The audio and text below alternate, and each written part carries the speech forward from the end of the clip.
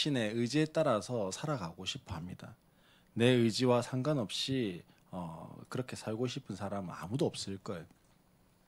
당연히 내 의지에 따라서 살아가고 싶습니다. 그러기 위해서 노력하고 수고하는 거죠, 사실은.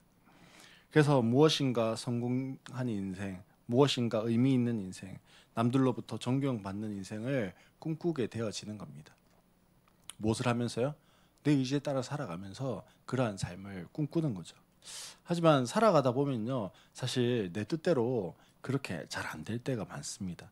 내 의지에 따라서 살아가는 것이 아니라요, 때로는 무엇인가에 의해서 떠밀려서 살아가게 되어질 때도 있다라는 거죠. 우리 성도님들은 떠밀려서 갔던 그런 경험들이 있습니까? 어떤 경험들이 있습니까? 뭐 떠밀려서 가는 대표적인 게 뭐냐면, 대부분의 남자들은 군대 가는 것이요, 내 의지와 상관없이 뭐 해야 됩니까? 떠밀려서 그냥 가야 되는 거예요, 사실은. 또 누군가에 떠밀려서 보면요, 시집 가신 분들도 있어요. 그리고 떠밀려서 장가 가신 분들도 있어요. 또 어떤 분들은요, 떠밀려서 개척하시는 분들도 있습니다. 저는 사실 떠밀려서 간 게 뭐 있나 이렇게 봤더니요, 전 떠밀려서 교회를 이동했습니다. 강도사 시절에 이제 막 첫째 서진이가요, 태어나고 한 2살 정도 되었을 때였어요.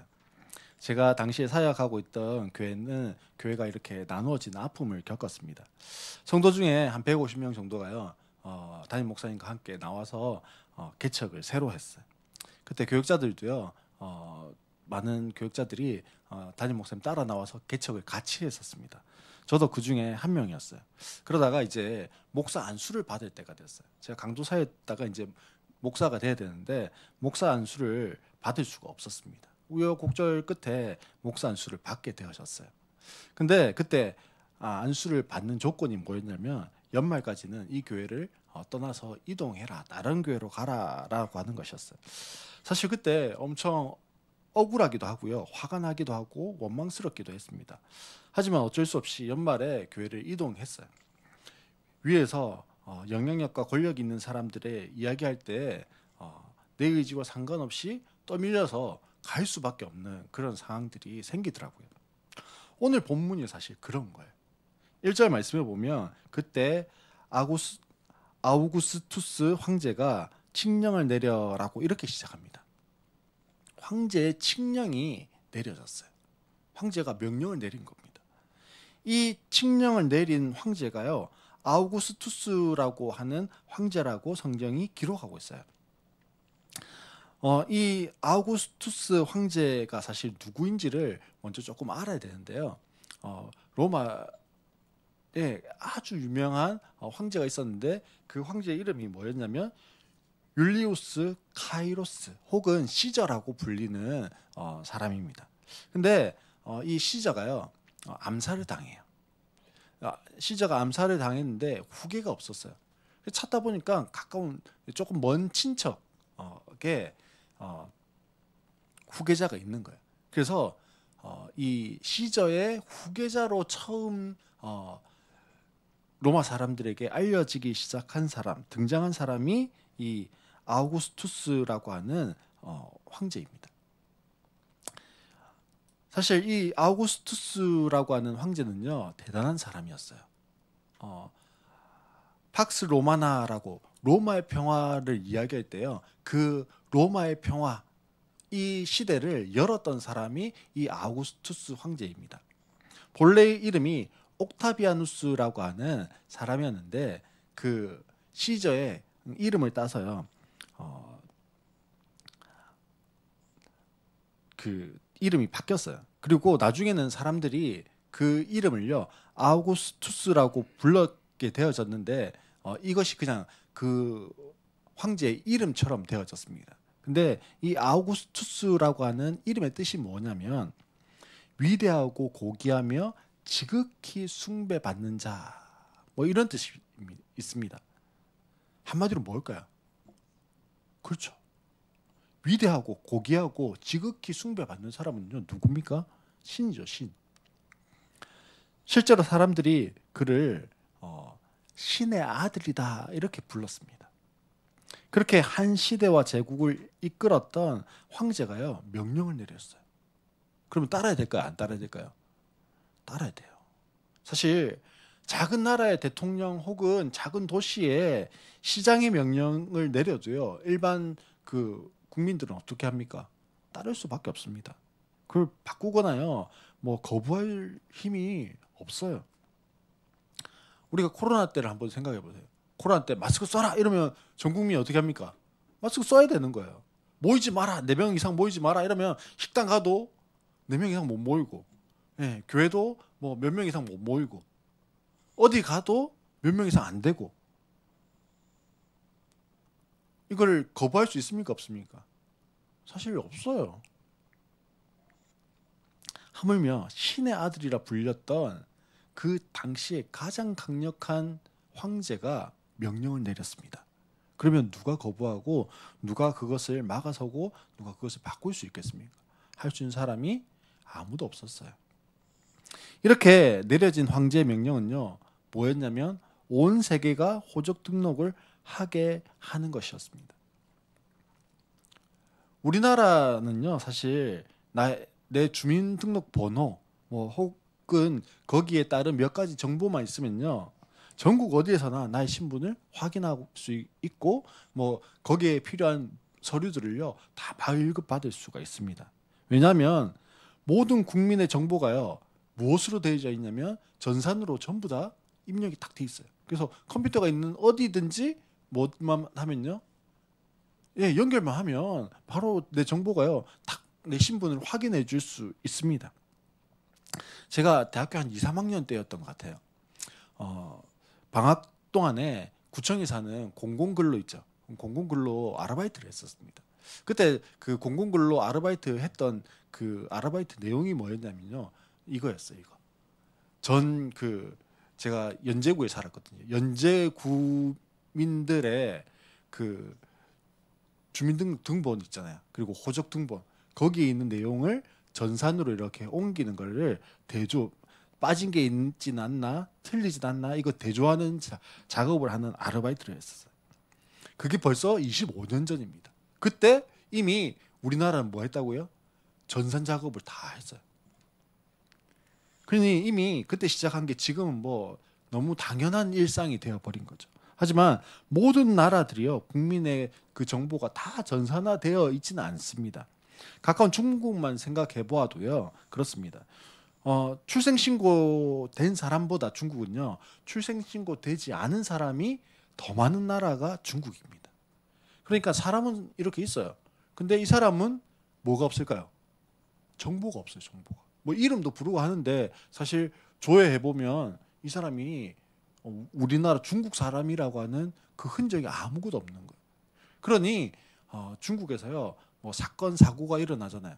그러면 잡을 수 있는 방법이 없어요. 왜냐하면 정보가 없는 그냥 없는 유령 같은 사람이 있기 때문에 그래요. 또 소위 후진국이라고 하는 나라들이 있습니다. 여기에서요 대부분의 이제 선교사님들이 많이 가 계시잖아요. 선교하기 위해서 서류 하나를 신청하고 발급받는데요 몇 주, 요 기본이고 또 몇 개월까지 걸리기도 한답니다. 그래서 선교사님들이요 한국 와가지고 서류 뭐 하나를 떼는데 뭐 얼마 안 걸리고 바로 서류가 바로바로 나오는 걸 보면서요, 예, 이게 가능한 일이야 이렇게 신기해하기도 한다고 그럽니다. 지금도 나라마다 차이는 있지만요 개인 정보가 파악되지 않는 나라들이 있는데 지금부터 2000년 전이에요.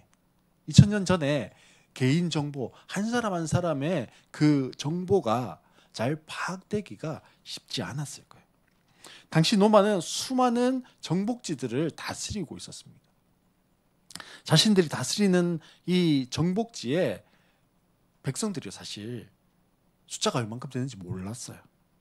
그리고 또 얼마만큼 세금을 걷어들일 수 있는지도 몰랐습니다. 왜요? 그걸 알 수 있는 정확한 자료가 없었거든요. 그만큼 황제의 권력은 약하고 반대로 그 지역을 다스리는 제후들의 권력이 훨씬 더 막강했었어요.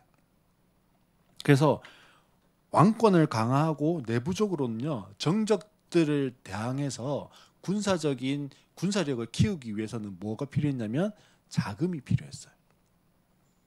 그래서 그 자금을 조달하는 방법으로 세금을 걷어들일 목적으로 호적을 하게 했다라는 거예요. 하지만 여기에서 문제는요 지금처럼 전산이 발달 안 됐다라는 거예요. 우리는 뭐 하면 된다고요? 인터넷으로 혹은 동사무소 가면요 다 알아서 해줘요. 내가 사는 데가 뭐 전라도라 할지라도 부산에서요 그 처리를 다 해줄 수 있습니다. 서울에 살아도요 부산에서 처리해 줄 수 있어요. 근데 이 당시에는 그게 안 되니까 어떻게 해야 되냐면 사람이 직접 가야 했습니다. 어디로 가야 했을까요? 그 호적하는 그 곳으로, 그 동네로 직접 가야 했다라는 거예요. 그러기 위해서 가기 싫어도 아무리 멀어도 할 수 없어요. 호적하려면 어떻게 해야 돼요? 가야 되는 거예요. 이게 누구의 명령이기 때문에요? 로마 황제의 명령이기 때문에 갈 수밖에 없었습니다. 오늘 본문에 요셉과 마리아 역시 같은 처지였어요. 마리아는 아이를 출산할 때가 다 되었지만 그것은요 그들의 문제이지 호적은 해야 했어요. 황제에게 저 아이 출산해야 돼서 안 돼요 이렇게 말할 수가 없었다라는 거예요. 4절 5절 말씀 한번 볼까요? 4절 5절 말씀에 보면 요셉은 다윗 가문의 자손이므로 갈릴리의 나사렛 동네에서 유다에 있는 베들레헴이라는 다윗의 동네로 자기의 약혼자인 마리아와 함께 등록하러 올라갔다라고 말씀합니다. 지금 요셉과 마리아가 가야 하는 베들레헴은요. 지금 자기들이 살고 있는 나사렛에서 한 144km 정도 떨어져 있는 곳입니다. 144km면요. 먼 거리일까요? 가까운 거리일까요? 지금으로 치면요. 사실 뭐 한 대구 정도 가는 거니까요. 차 타고 한 2시간 아무리 많이 걸려도 3시간이면 갈 수 있는 거리예요. 별로 안 먼 거리죠. 근데 당시에는요. 이 144km로 가려면 뭐 걸어가든지 아니면 뭐 낙이나 말 타고 가야 되는 거니까 며칠 길이었어요. 근데 마리아는 지금 해산할 때가 다 된 그런 임산부예요. 이 임산부를 데리고 며칠 길을 가야 되니까 며칠 길이 아니라 뭐 1주, 2주도 걸리는 그런 더 오래 걸리는 그런 길이었다라는 거예요. 지금 요셉과 마리아는요. 황제의 명령 한마디에 임신한 마리아와 함께 며칠 길을 떠나야 했습니다. 이때 요셉의 마음이 어땠을까요? 아마 제가 요셉이었다면 억울했을 거예요. 황제의 명령 한마디에 이렇게 힘든 여정을 해야 하는 게 무척이나 화가 났을 수도 있습니다.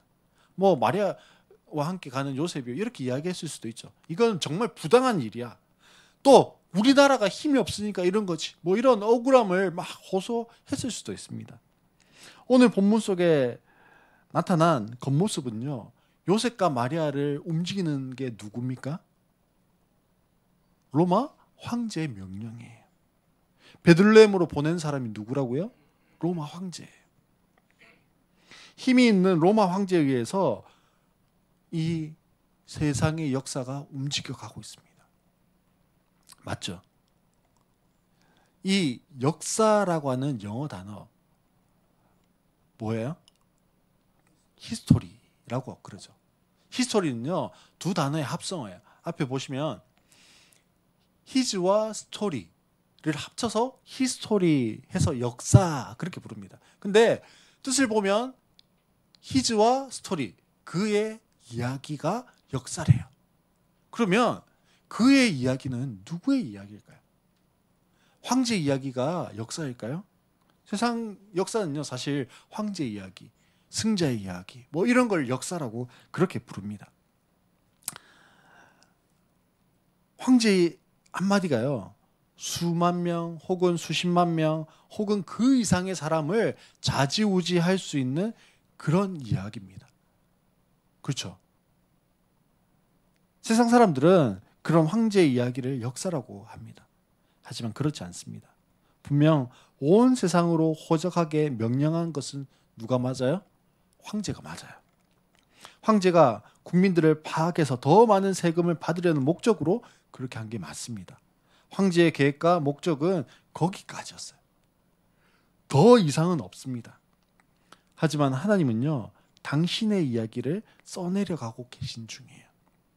하나님 자신의 이야기가 바로 무엇일까요? 역사입니다. 바로 그의 이야기는요, 하나님의 이야기예요. 그것이 뭐라고요? 역사입니다. 그 역사의 이야기를 오늘 성경이 기록하고 있는 겁니다. 하나님께서는 당신의 구속의 사역, 구속의 역사를 위해서 세상의 황제를 지금 움직이고 계시는 거예요. 황제는 요셉과 마리아를 움직였는데 하나님은 누구를 움직이셨어요? 황제를 움직이셨어요. 하나님께서는 세상의 황제를 움직이셔서 당신의 약속과 말씀을 이루어 가시는 분이십니다. 다윗의 후손으로 오실 메시아를 하나님이 약속하셨어요. 베들레헴에서 태어나실 메시아를 약속하셨습니다. 이 약속은요, 하루아침에 만들어진 약속이 아니었어요. 창세기 3장 15절 이후에 첫 인류였던 아담과 하와가 범죄한 이후에 주신 약속이었습니다. 그리고 노아에게 주셨던 약속이었어요. 그리고 아브라함에게 주셨던 약속이었어요. 그리고 이삭에게 주셨던 약속이고요. 야곱에게 주셨던 약속입니다. 유다에게 주셨던 약속이고 다윗에게 주셨던 약속이었습니다. 수많은 믿음의 조상들에게 주셨던 약속이었어요. 다윗의 후손으로 오실 메시아, 베들레헴에서 태어날 메시아, 동정녀의 몸에서 태어날 메시아. 하지만요, 일평생 나사렛이라고 하는 동네에서 살았던 요셉. 이 요셉이 베들레헴에 갈 일이 있었을까요? 며칠 길을 가야 하는 베들레헴에서 갔다 와야 할 이유가 아무것도 없었을 거예요. 베들레헴이 요셉이 무엇이라고 되어 있다고요? 고향이라고 했어요. 하지만 떠나온 지 오래된 곳. 어쩌면요, 요셉의 조상들은 베들레헴이 고향이지만 우리 집안의 고향이 베들레헴일 뿐이지 나는 거기에서 태어나지도 않았고 자라지도 않은 그냥 명목상의 고향, 우리 조상의 그런 곳 정도일 수 있습니다. 그런 고향에 임신한 마리아를 데리고 갈 이유는 더더욱 없어요. 하나님은요, 그것을 아셨어요. 요셉이 꿈쩍하지 않을 것을 아셨습니다. 떠밀려서 가지 않으면 절대로 가지 않을 곳이 어디라고요? 베들레헴이었어요, 사실은. 그러면 하나님의 구속의 역사가 이루어지고 성취되어져야 할 약속이 맞아떨어지지 않는 거예요. 동정녀 마리아의 몸에서 태어날 예수님은 어디에서 태어나야 한다고요? 베들레헴에서 태어나야 돼요. 하나님은 그 모든 것을 이루시고 성취하시는 분이십니다. 오늘 나의 이야기도 동일한 거예요. 나의 삶을 살아가는 것도요, 같은 이야기입니다. 내가 살아가는 노력과 헌신과 수고의 이야기도 같습니다. 지금 여기까지 온 것이 나의 힘과 노력과 수고의 결과 같습니다. 물론 그것을 부정할 수는 없어요. 하지만 기억해야 하는 거예요. 주관자는 누구시라고요? 하나님이세요. 나의 이야기의 주관자도 하나님이십니다. 하나님이 나의 삶을 주관하고 이끄시는 분이십니다. 5절로 7절 말씀을 보면 그때 마리아는 임신 중이었는데 그들이 거기에 머물러 있는 동안에 마리아가 해산할 날이 되었다. 마리아가 첫 아들을 낳아서 포대기에 싸서 구유에 눕혀두었다. 여간에는 그들이 들어갈 방이 없었기 때문이다 라고 이야기해요. 예루살렘이라고 하는 작은 마을에 하나님의 역사를 알고 하나님이 그분이신 것, 이 땅에 메시아로 오실 예수님을 알고 맞이하는 사람이 한 사람도 없었다라는 거예요. 심지어는 메시아가 태어날 빈방조차 없었다라고 그렇게 이야기합니다. 하나님은 어떻게 해요? 정확하게 그 역사를 이루어 가시지만 또 반대편에 있는 인간들인 우리는요, 그 하나님 역사를 알지 못할 때가 너무 많은 거예요. 그래서 베들레헴 땅에 메시아로 오시는 그 메시아 대신 아기 예수님을 맞이하는 사람이 아무도 없었고 그 예수님이 들어갈 방이 아무것도 없었다라는 거예요. 사람들은 저마다 바쁘고 자기들의 방들은 자기들의 욕망을 가득 채워놓고 있었습니다. 그 바쁜 삶의 시간 속에서 자신들의 욕망으로 가득 차 있는 방에서 이 땅을 위해서 나의 구원을 위해서 하나님의 구속의 역사를 위해서 메시아로 오신 아기 예수님이 들어갈 방이 하나도 없었다라는 거죠. 사랑하는 성도 여러분, 나는 어떤가요? 나는 2000년 전 사람들처럼 저마다의 일에 바빠서 예수님을 맞이하지 않고 있지는 않습니까? 오늘 나의 방들은 무엇으로 채워져 있습니까? 나의 마음의 방에 예수님을 위한 방은 무엇이 있을까요? 그 방에 예수님이 지금 계실까요?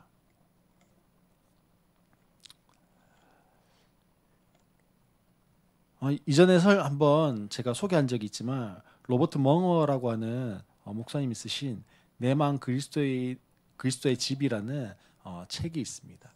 이 책에 보면 몇 가지의 방이 등장해요. 서재도 있고 주방도 있고 거실도 있고 오락실도 있고 침실도 있고 벽장도 있어요. 주인공은 예수님을 마음에 영접한 다음에 예수님과 함께 자신의 마음의 집 여기로 안내합니다. 주인공의 마음을 집으로 비유해서 그리스도인 자신의 집으로 표현하고 있는 거예요. 그의 서재에 들어갔어요. 예수님께서 차마 보여드릴 수 없는 책과 잡지, 그림들이 걸려 있었습니다. 주방에 가서는 주님께 대접해 드릴 것이 마땅치 않았어요. 모든 것이 다 자신의 식욕만 채우는 탐식으로 살았기 때문에 그래요. 거실에는 주님과 함께 볼 수 없는 TV 프로그램을 보고 살았음을 알게 되어졌습니다. 작업실에서는 자신의 노력으로 만들려고 하는 초라한 것들밖에 없었어요.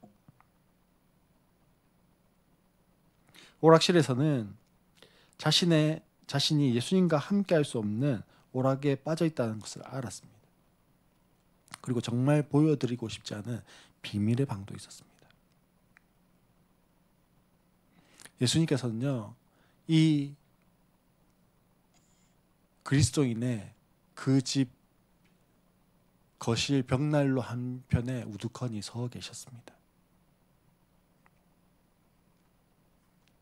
어느 날 가다가 벽난로 옆에 서 계신 예수님을 보았습니다. 조심스럽게 다가가서 주님, 아침마다 늘 여기에 오셨습니까? 그렇게 물었어요. 그랬더니 예수님이 대답하시기를 그럼 하고 말씀하셨어요. 그는 그 말씀을 들으면서 너무 부끄러웠습니다. 주님을 내 마음의 집의 주인이 아니라 마치 손님보다 못하게 그렇게 대접하고 있었던 거예요. 사랑하는 성도 여러분, 오늘도 우리의 마음에요 여러 가지 방이 있다고 그래요. 그 방에 주인이 누굴까요? 누가 내 마음의 방들의 주인으로 살아가고 있을까요? 예수님을 모실 그 방이 나에게는 무엇이 있을까요? 그리고 내 삶의 이야기에, 나의 이야기에, 즉 나의 역사의 주관자는 누구시더라고요? 예수님이에요.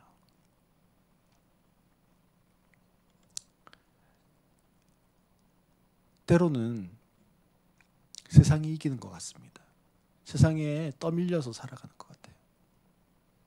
그렇지만 하나님은 신실하신 분이십니다. 정확하신 분이세요. 그래서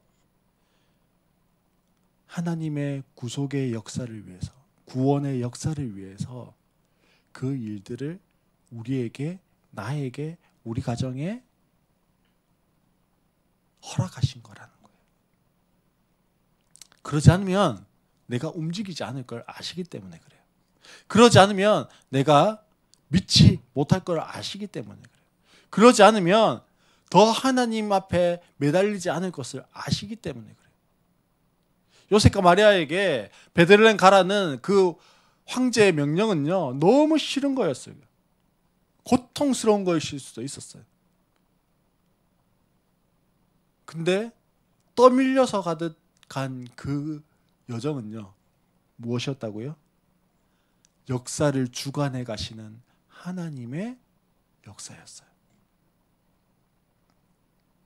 세상이 이기는 것 같죠. 황제의 말 한마디면 다 되는 것 같아요. 근데 그 황제를 움직이는 것이 누구였다고요? 하나님이셨어요. 우리의 삶에도요, 사실 황제와 같이 세상에 높아 보이는 그런 것들이 있을 수 있어요.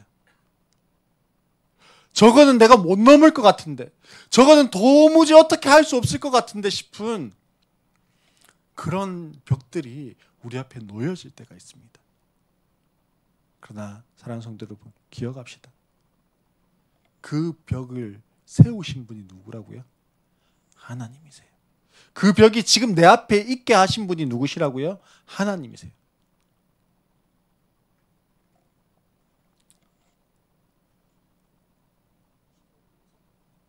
말씀에 있는 것처럼 큰 산아 스룹바벨 앞에서 평지가 되어라 말씀하실 때 큰 산이 어떻게 된다고요? 평지가 되는 거예요. 높은 산이 나를 가로막는 것 같은데 그것도 주관하시는 분이 누구시라고요? 하나님이십니다. 역사의 주관자가 하나님이시고 내 삶의 주관자가 하나님이세요. 하나님이 우리의 삶을 이끌어가는 분이신 것을 우리가 믿고 또 고백하고 이 한 주간 살아갈 때 내 앞에요, 나를 그냥 질질 끌고 가는 것 같은 상황들, 혹은 내 앞에 큰 벽이 놓여 있는 것 같은 그 상황들, 그 가운데서 아, 이게 하나님의 이끄심이구나, 그것을 볼 수 있는 믿음의 눈, 그리고 그렇게 고백할 수 있는 믿음이 있는 우리 성도님들 되시기를 주의 이름으로 축원합니다.